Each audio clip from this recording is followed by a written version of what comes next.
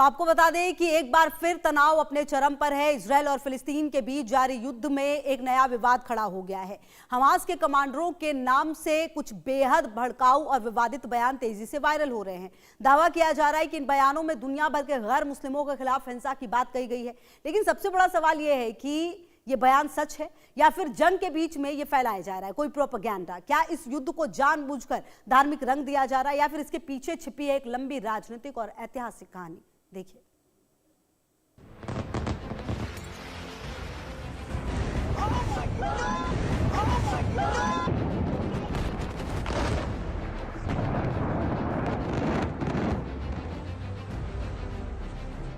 والله لو أخرجنا اليهود من فلسطين لو أخرجناهم من فلسطين وأخرجناهم من بيت المقدس।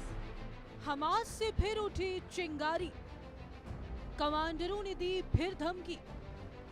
सिर्फ फिलिस्तीन नहीं, हर गैर मुस्लिम को मारना है। यहूदी ईसाइयों का पीछा करेंगे। मिडिल ईस्ट में हालात बेहद तनावपूर्ण। सोशल मीडिया पर कई वीडियो और पोस्ट वायरल हो रहे हैं जिनमें दावा किया जा रहा है कि एक संगठन हमास के कमांडरों ने दुनिया भर के गैर मुस्लिमों के खिलाफ हिंसा की बात कही है।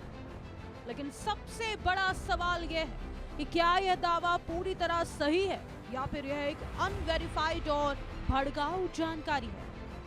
सोशल मीडिया पर जो वीडियो और टेक्स्ट वायरल हो रहे हैं उनमें यह दावा किया जा रहा है कि हमास के कुछ नेताओं ने बहुत ही कट्टर और हिंसक बातें कही।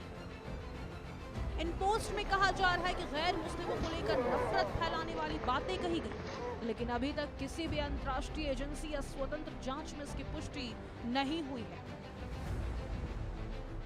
والله لو أخرجنا اليهود من فلسطين لو أخرجناهم من فلسطين وأخرجناهم من بيت المقدس دون أن يسلموا ولو ذهبوا آخر العالم سنلاحقهم وسندعوهم إلى الإسلام وندعو بوجه الإسلام وندعو جميع النصارى للإسلام.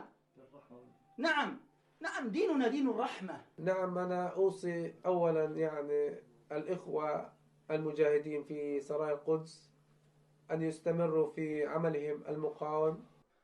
نحن لا نحب الحياة، نحن طلقنا الدنيا بالثلاثة، نحن الذين عمروا آخرتهم। असल में ये लड़ाई सिर्फ आज की नहीं है बल्कि कई दशकों पुरानी। हमास और इजराइल के बीच जो तनाव जमीन, सीमाओं और राजनीतिक अधिकारों को लेकर, फिलिस्तीन लंबे समय से एक स्वतंत्र देश की मांग करता रहा है, जबकि इजराइल अपनी सुरक्षा और ऐतिहासिक दावों को लेकर अपनी स्थिति बनाए हुए। इस टकराव में समय समय पर युद्ध, हमले और जवाबी कार्रवाई होती है।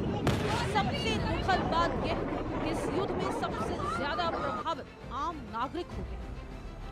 बच्चे, महिलाएं और बुजुर्ग। ये केवल एक सैन्य या राजनीतिक मुद्दा नहीं है बल्कि इंसानी दर्द की कहानी। बहुत लोग इस युद्ध को धर्म से जोड़कर देखते हैं, लेकिन विशेषज्ञ कहते हैं कि यह पूरी तरह सही नहीं है। यहूदी और ईसाई धर्म दुनिया के बड़े धर्म हैं जिनके करोड़ों अनुयायी अलग अलग देशों में शांति से रहते हैं। यह संघर्ष धर्मों के बीच नहीं बल्कि राजनीतिक और क्षेत्रीय विवादों के कारण है। लेकिन कई बार इसे धार्मिक रंग देकर पेश किया जाता है जिससे गलतफहमी और नफरत बढ़ती है। जब किसी युद्ध को धर्म के नाम पर दिखाया जाता है तो इसका असर सिर्फ एक क्षेत्र तक सीमित नहीं है बल्कि पूरी दुनिया में तनाव फैल सकता है। इसलिए जरूरी है कि हम इस मुद्दे को भावनाओं से नहीं बल्कि तथ्यों से समझें। इजराइल और फिलिस्तीन के बीच विवाद कई साल पुराना है। 20वीं सदी में इस क्षेत्र में बड़े राजनीतिक बदलाव हुए और तब से ही जमीन और सीमाओं को लेकर तनाव बना हुआ है। दोनों पक्ष अपने ऐतिहासिक और राजनीतिक दावों को सही मानते हैं। समय के साथ यह विवाद कई युद्धों और संघर्षों में बदल गया। अंतर्राष्ट्रीय समुदाय कई बार शांति समझौते की कोशिश कर चुका है, लेकिन अस्थायी समाधान अभी तक नहीं निकल पाया। इस युद्ध का सबसे बड़ा नुकसान आम नागरिकों को, घर टूटते, लोग बेघर हो जाते और बच्चों की पढ़ाई और भविष्य पर असर पड़ता है।